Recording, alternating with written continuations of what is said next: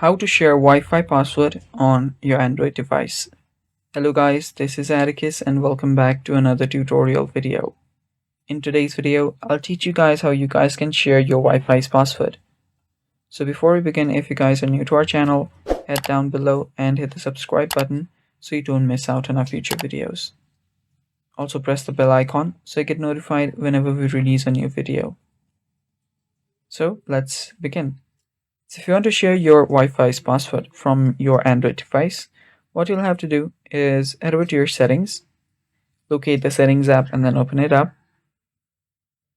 After you do that, you'll find the networks and internet option. Tap on that and tap on the internet option. After that, you will see the internet that you're currently connected to. Tap on the settings icon right there. And there you'll find the share option. Tap on share and go through the verification if it prompts you to it. Then you can share the password using the QR code, or you'll find the Wi-Fi password option right there. And that's basically how you do it. And that's all for today's video. Thanks for watching, guys. Stay tuned for more upcoming tutorial videos.